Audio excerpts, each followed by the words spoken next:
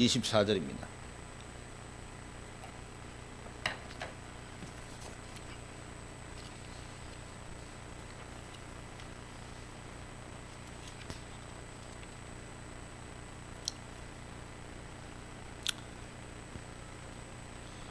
요한복음 4장 23절 24절 제가 읽겠습니다. 아버지께 참되게 예배한 자들은 영과 진리로 예배할 때가 오나니 곧 이때라.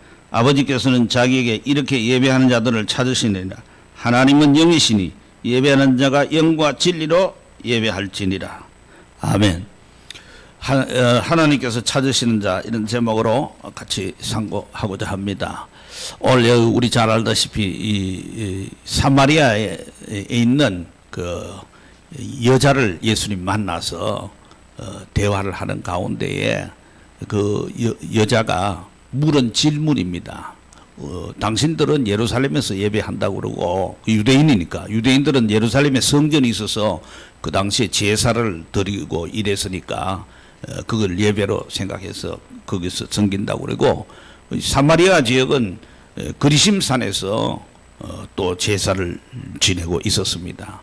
그러니까 어느 것이 하나님이 받으시느냐, 어디에 오르냐, 이런 질문을 할 때 예수님께서 너희는 알지 못하는 걸 예배하고 우리는 아는 것을 예배하는데 왜 그러냐 하니까 구원이 유대인에게서 난다, 그런 얘기를 했어요.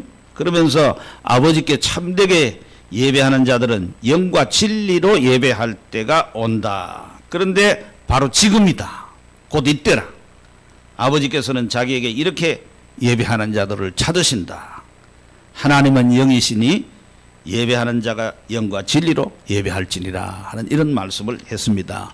그리고 예배에 대한 것을 질문했고, 질문하니까 예수님이 정말 중요한, 성경 어디에서도 이렇게 아주 분명하게 가르쳐 주지 않은 예배에 대한 가르침을 베풀어 주셨습니다. 그리고 그 다음 뒤에 나오는 얘기는 여자, 당신 보니까 메시아 그리스도 하는 하시니까 오실 줄 내가 아는데 그분이 오면 모든 거 다 가르쳐 준다고 그랬는데 혹시 당신이 그리스도가 아닌가, 약간 이런 그 뉘앙스로 반문을 하니까 예수님께서 내가 그다 이랬어요. 여러분, 이게 보통 축복이 아닙니다. 왜 그러냐니까 유대인들은 말이에요, 유대인들은 혈통을 아주 중시합니다. 우리 아브라함 자손이다.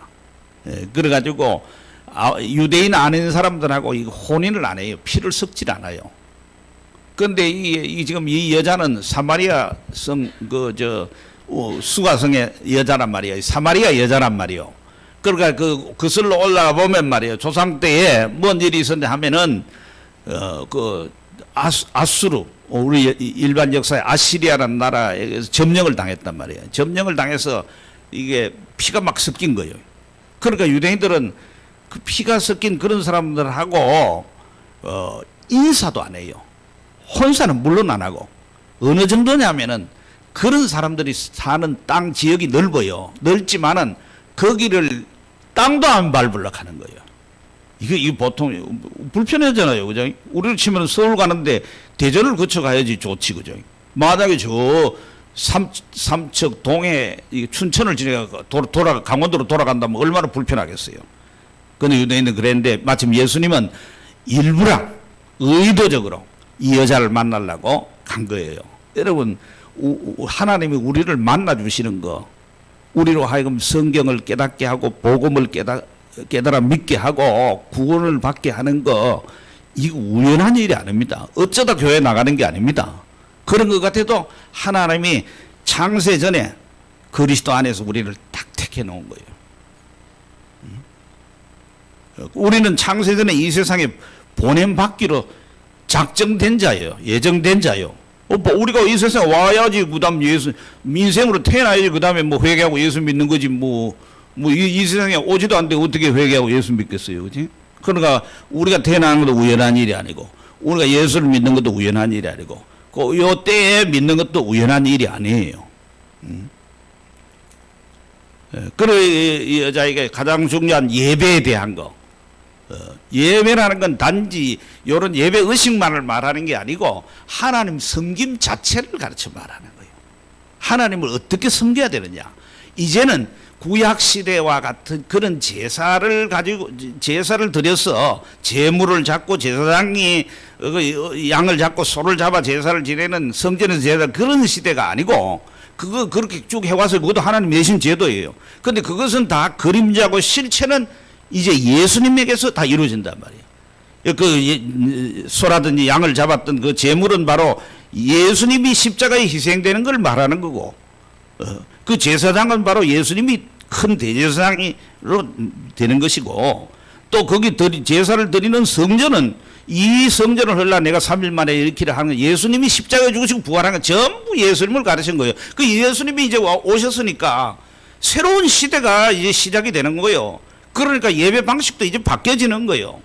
그러니까 어디서 드리는 게 아니고 영으로 드리는 것이고 진리로 드리는 것이고 그렇게 예배 드리는 자를 하나님이 오늘날 이제는 찾으시는 시대가 됐다 하는 일대 새로운 전환, 새로운 시대의 도래를 알리는 것입니다. 그리고 이 여자 개인적으로는 예배도 예배지만은 유대인들은 그들도 마찬가지, 사마리아 여자도 마찬가지, 유대인들이 확수고대하는 것이 메시아가 오면 우리를 구원해 준다 하는 믿음을 가지고 있었단 말이에요. 그 메시아가 오기를, 저 그리스도가 오기를 기다리고 그리스도를 만나기를 바랬는데 그리스도가 누군지 모르는 거예요. 어느 정도로 답답하고 몰랐나 하니까 제사장도 모르고 서기관도 모르고 바리새인같이 성경을 밤낮 외우고 메시아가 올 것을 기다리고 있고 성경을 공부하고 있던 사람들도 몰랐던 그거를 이 보잘것없는 한 사마리아의 우물가에 온 여자가 예수님으로부터 직접 누구로부터 이분이 메시아다 하고 세례 요한이 예수님을 소개한 그렇게 들은 게 아니고 직접 예수님으로부터 그리스도로부터 메시아로부터 내가 메시아다 하고 들었으니까 이 여자가 그거 듣고 그냥 그 자리에서 예수 믿어보는 거예요. 그래 동네방네 다니면서 우리가 기다리고 있던 메시아고 그리스도라는 일을 내가 만났다 하니까 어이구 마을 주민들이 다 나오는 거야. 나와가지고는 예수님에게 가서 얘기를 쭉 들어보니까 맞다. 동네에 구원이 임했고 풍이 임한 거예요. 이게 뭐 놀라운 일이에요 이게. 이런 축복을 받은 얘기가 나옵니다. 지금 코로나 때문에 대면 예배니 비대면 예배니 뭐 그전에는 평생 처음 들어보는 용어가 비대면 예배라는 건데 누가 만들었는지 모르겠는데 하여튼 뭐 머리 좋은 사람이 만들었겠죠. 뭐 신학교에서는 들어보지도 못하고 뭐 목회를 몇십 년 해도 못 들어본 말인데 아무튼 뭐 그런 또 이게 인터넷 매체 이게 이렇게 이제 우리가 되니까 이제 또 새로 그런 시대니까 이게 가능한 얘기지 뭐 옛날 같으면 뭐 그 자체가 없겠죠. 아무튼 그래서 예배에 대해서 다시 저도 공부할 생각에 좀 찾아보는 가운데 김홍전 박사의 책을 다시 뒤졌어요. 이분은 정말 잘 알려진 분은 아니지만은 한국이 낳은 모든 방면에 탁월하신 분이에요. 신문사도 실제 경영을 했고 민국일보라고 해서 자유당 말기 끝나고 이렇게 한 2년 동안 편집국장, 논설위원 다 했고 뭐 오케스트라 지휘도 하고 음악 박사예요. 신학 박사이고 외교관도 했고 뭐 한남대학교 이사장도 했고 기독교 재단에 뭐 하여튼 탁월한 박식한 분이에요. 근데 이분이 그 예배에 대해서 이제 여기 선언거를 좀 제가 요약해서 또 말씀을 드리면 예배가 뭔가 우리가 와서 예배에 대해서는 별로 배우질 않잖아요. 와가지고 찬송 어떻게 부르는지 별로 배우질 않잖아요. 그죠? 어떻게 불러야 되는지 그냥 남이 부르니까 같이 따라 부르고 기도 왜 해야 되는지 잘 모르는데 다른 사람 기도하는 거 보고 기도하고 흉내 내는 거죠. 뭐 그래가 하는 거죠. 그치? 예. 설교 어떻게 듣냐 뭐 보니까 졸면 안 되겠다 그냥 그건 뭐 학교에 공부하듯이 잘 들으면 되겠다 그렇게 생각하고 헌금 왜 하는지 처음엔 잘 몰라가지고 그죠? 헌금 시간 되니까 부랴부랴 처음엔 뭐 당황하고 나중에는 이제 좀 익숙해지면 이제 준비해 와가지고 이렇게 넣고 뭐 이렇게 하면은 막 예배가 되는가 보다 생각하는데 그렇지 않다 하는 거예요. 하나님이 받으시는 예배는 모든 사람이 예배 드린다고 다 받는 건 아니라는 거죠. 그러면서 하는 말이 이번은 예배는 하나님의 명령이다 그랬어요. 그러면서 마태복음 4장 11절에 주 너희 하나님만 섬기라. 예수님이 시험 당할 때 그랬죠. 그렇게 얘기했고 히브리서 1장 6절에 히브리서는 이게 사실은 천사를 예배하는 그런 잘못된 그 풍조가 들어왔어요. 그럴 때 이제 히브리서 기자가 뭐라 하냐면 그 천사도 예수님을 예배했다. 그 얘기를 하는 거예요. 그러니까 천사 예배할 게 아니고 예수님을 예배해야 된다. 그러니까 성부 하나님과 성자 예수 그리스도 성령 하나님 삼일체 하나님이 우리의 예배의 대상이 되는 거죠. 예배의 대상이 된다. 또 근데 그 하나님은 영이시다. 오늘 하는 건 중요한 거예요. 영이라는 거는 실제 영적 존재로서 존재는 하지만 우리 눈에 안 보여요. 우리 육의 눈으로는 보이지 않는단 말이에요. 그러니까 왜 우리는 성당처럼 마리아상 갖다놓고 그렇게 이렇게 거 가서 이렇게 절을 하지 않는가? 혼돈 성체 조배라 그래서 그 이제 이게 거기 가서 절하는 거 안 하는가? 또는 절에처럼 서가모니 부처상이라든지 뭐 이렇게 그 만들어 놓는데 거기 가서 절하지 않는가? 사람이라는 거는 명절 되면 부모님이나 어른들 찾아뵙고 엎드려 절하지 않냐. 우리도 절하는 것이 예의가 아니겠나. 근데 우리가 살아있을 때 절하지요. 인사하는 거죠. 근데 하나님은 이렇게 나를 더 잘 나타내기 위해서 어떤 그림이나 형상이나 조각이나 뭘로 만들지 마라 그랬어요. 그러니까 예배당에는 아무것도 없잖아요. 여기다가만 예수님 모습을 하나 멋진 사진 이렇게 양을 안고 있는 그림이라도 그려놓고 거기서 예배드리면 더 실감 날 것 같잖아요. 천주교에서 실제 그래 얘기해요.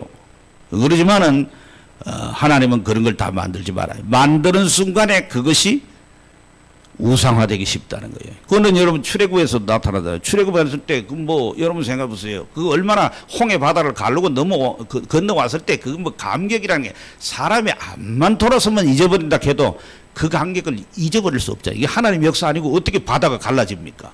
그걸 건너왔잖아요. 그런 기적을 체험한 그들인데 광야에 나와서 그들이 그 모세 말이에요. 사람은 또 그래요. 하나님 눈에 안 보여도 사람 의지마해요. 교인들도 그래요. 하나님 눈에 안 보이니까 하나님은 안 보이지만 목사 의지하는 거예요. 또 저 모세가 시내 산 올라가고 안 내려오니까 사람들이 자발적으로 모세의 형 아론을 찾아와 가지고 우리를 인도해낸 신이 뭘 만들어내라는 거야. 모세 안 내려온다는 거야.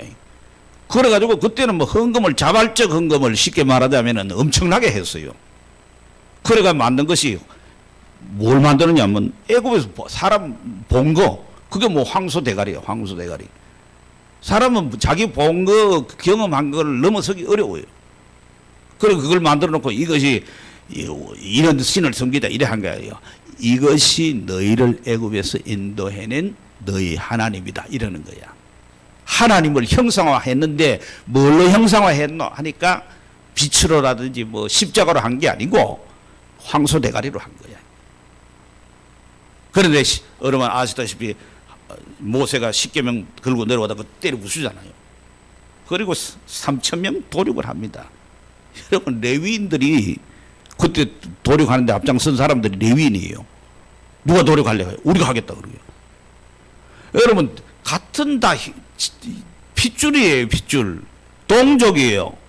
동족을 갖다가 칼로 찔러 다 죽이고 이게 3,000명을 거기서 죽인다는 거 엄청나게 어려운 거예요. 월남전에 참여한 젊은 군인들이 총 쏘가지고 배뚜껑 쏘는데 자기가 나중에는 정신적으로 이상해지는 거예요.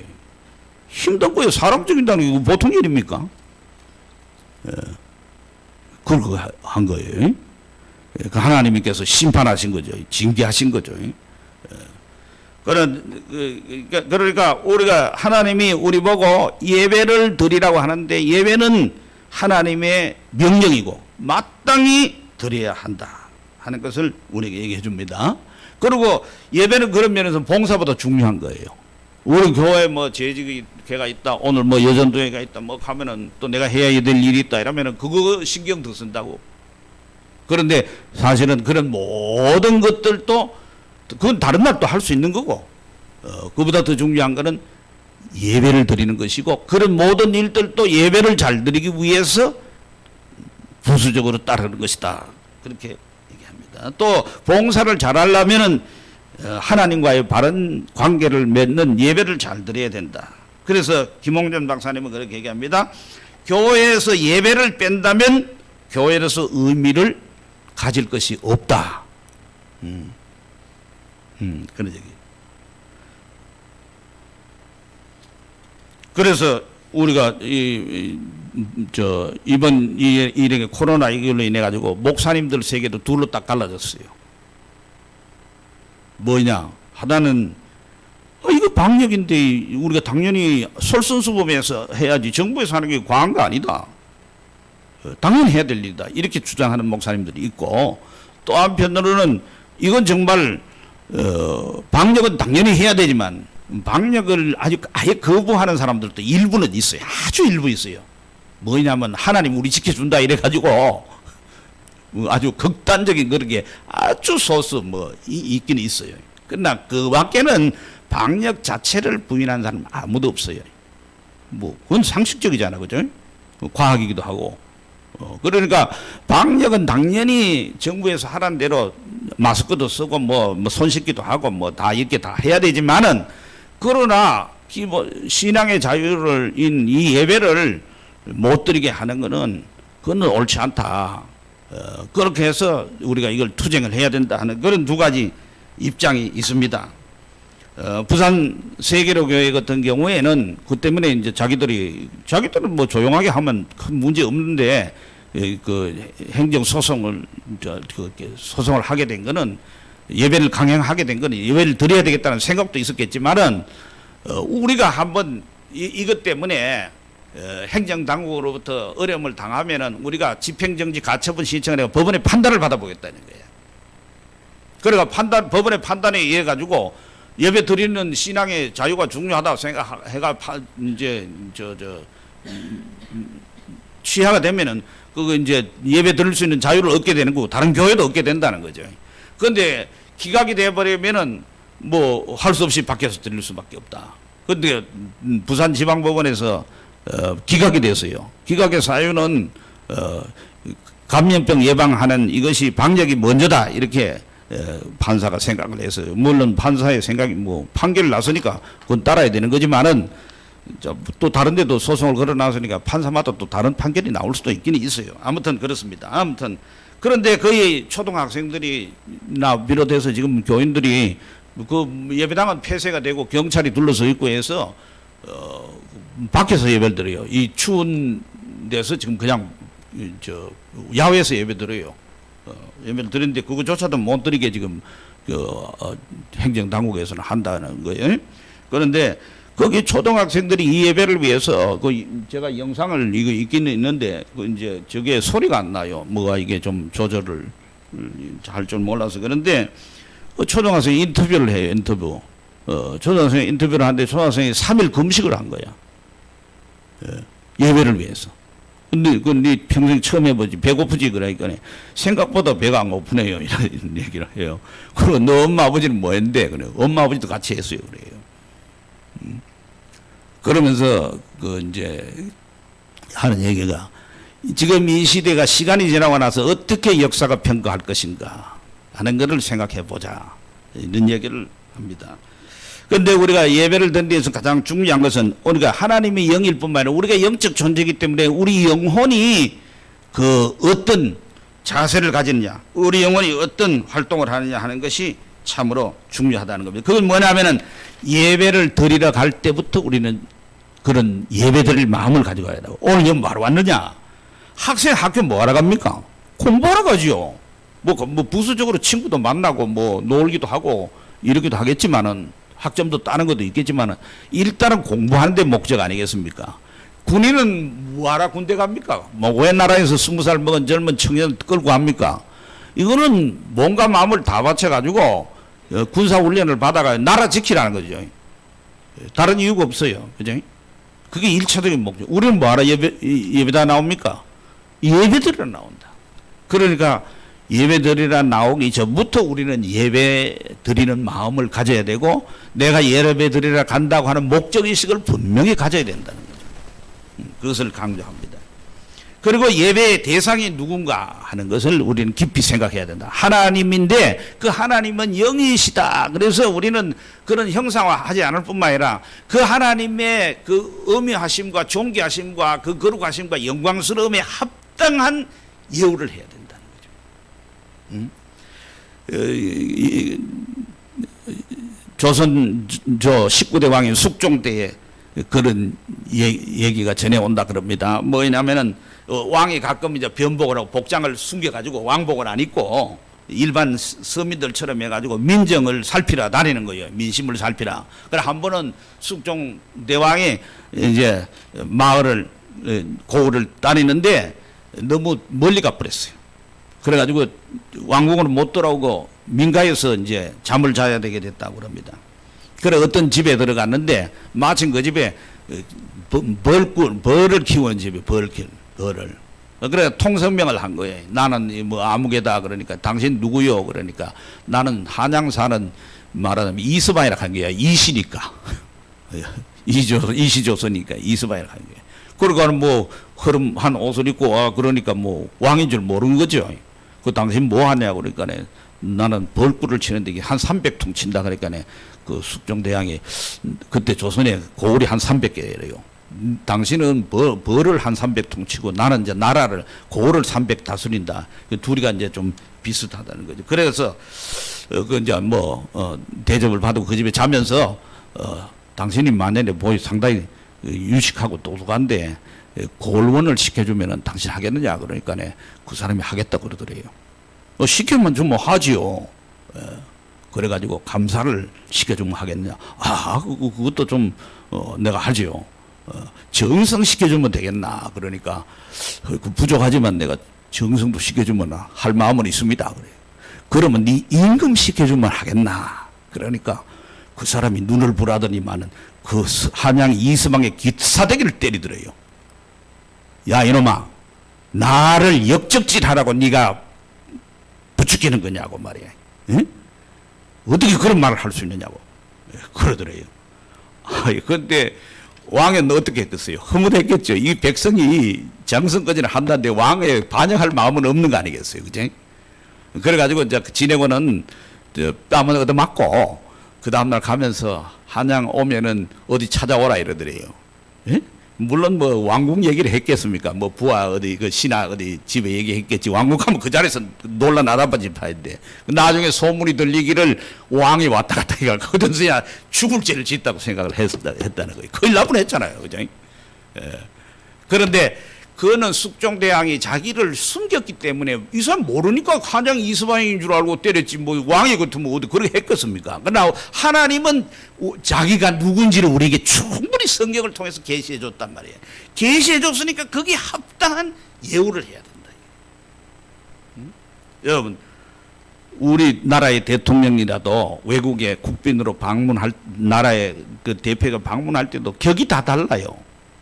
또 우리나라의 육군 참모총장이 방문할 때라든지 뭐 원스타 별 하나가 갈 때 다 달라요. 그래서 이게 그 하면은 예포를 쏘거든요. 포를 쏜단 말이에요. 그게 이제 환영하고 이제 그 대접하는 거 아니겠어요?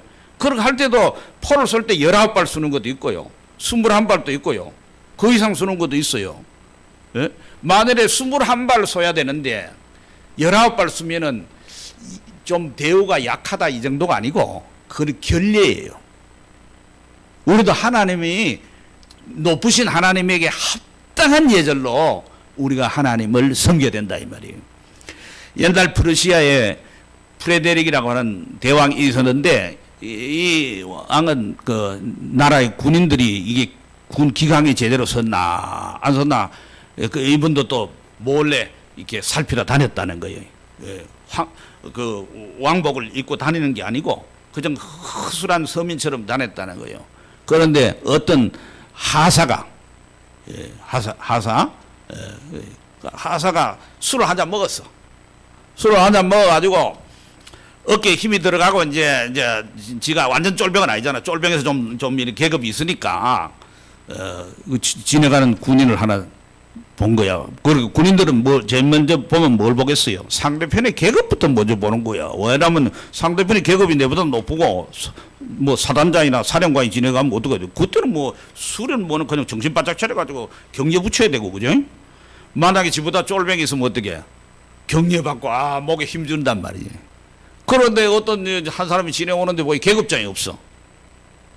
그러니까 그런데 쓱 지내가는 거예요. 지내가니까 야, 너 나 안 보여? 계급장이 하사 안 보이냐는 거지.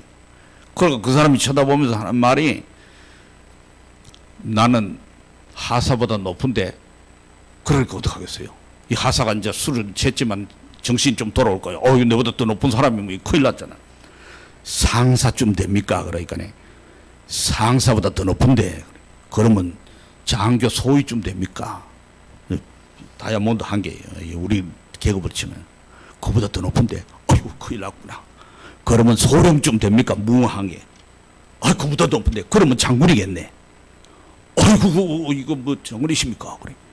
그보다 더 높은데 그러니까 그때는 뭐 술은 챙건 다 어디가 버리고 들었던 얘기가 되게 대왕이 가끔은 변복을 하고 다닌다는데 시찰 다닌다는데 이게 대왕이 아닌가 싶어. 그때는 막 정신이 딱 들어오니까 이제 술 다 깨고는 막 다리 붙잡고 죽을 죄를 짓습니다. 살려달라 하더라는 거예요. 누군지는 모를 때는 그래요. 그러나 대왕이면 알았으니까 이제 대왕 합당한 예우를 해야 된단 말이에요. 하나님께서 자기 자신이 누구인가를 우리에게 다 가르쳐 주셨어요. 그래서 우리는 그 하나님이 누구인지를 잘 알아야 그걸 뭘 통해서 합니까? 성경이 다 하나님이 누구인가 하나님이 무슨 일을 하는가를 우리에게 계시해 준 책이니까 그걸 통해서 하나님을 잘 알아야지만이 하나님에게 합당한 예배를 드릴 수 있다. 잘 모르면은 자연히 마음은 있어도 그렇게 잘 안 된다 이 말이에요. 그러니까 하나님 아는데 우리가 힘을 써야 돼요. 그리고 우리는 예배드리러 나갈 때 항상 우리가 나갈 자격이 있는 게 아니에요. 우리의 자격은 어디서 주어지느냐? 예수 그리스도의 중보로 말미암아 주어진다. 우리가 기도할 때 왜 예수님 이름으로 기도합니까? 뭐 우리 교회에서 일하는 일 같으면 김 목사 이름으로 기도하면은 안 통합니까? 대구 우리 교회에서는? 나라의 일 같으면 문재인 대통령으로 이름을 구하면 안 될까? 그런데 하나님께는 그게 아니라 하나님께 나가는 길은 내가 곧 길이요 진리요 생명이니 하는 유일한 길이 예수님밖에 없습니다. 중보자가 예수님밖에 없단 말이에요. 그래서 우리 기도할 때도 맨 끝에 예수님의 이름으로 기도합니다. 이게 주문이 아니에요. 예수님의 이름으로 기도한다는 것은 이게 지금 내가 기도를 드리지만은 예수님 이름을 통해서 내가 하나님께 이렇게 상신한다는 거예요. 그래야 하나님이 받으시는 거니까.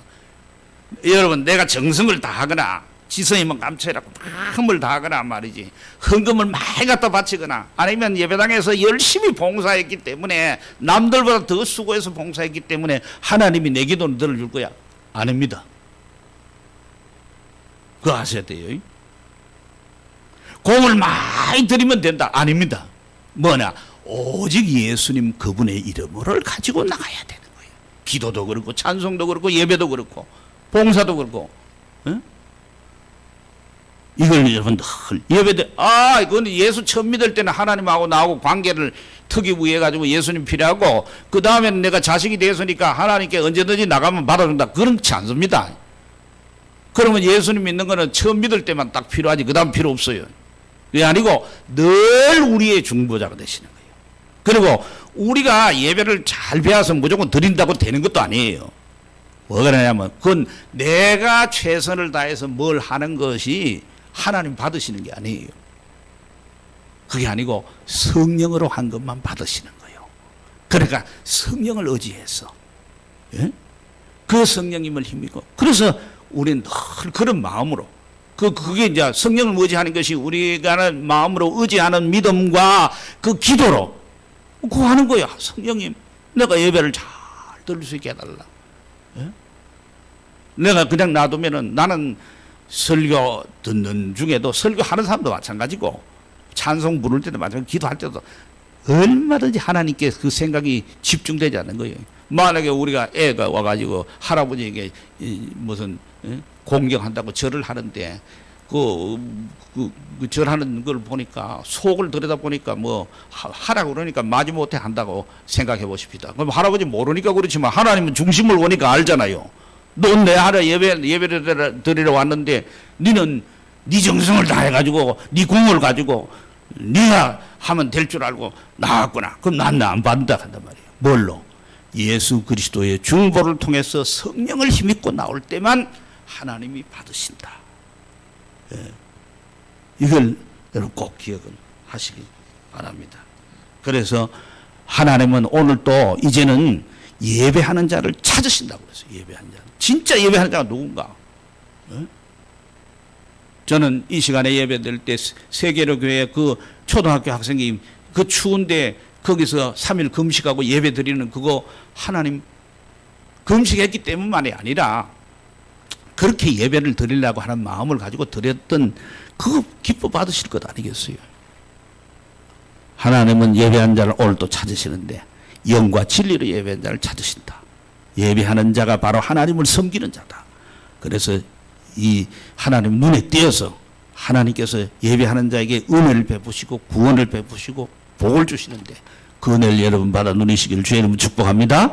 기도하십시다. 사랑하시는 주님, 우리는 정말 하나님의 은혜를 입어서 죄인됨을 깨닫고 예수 그리스도를 믿어서 하나님을 알게 되고 섬기게 되고 예배할 수 있는 자로 설 수 있도록 은혜를 베풀어 주심을 감사합니다.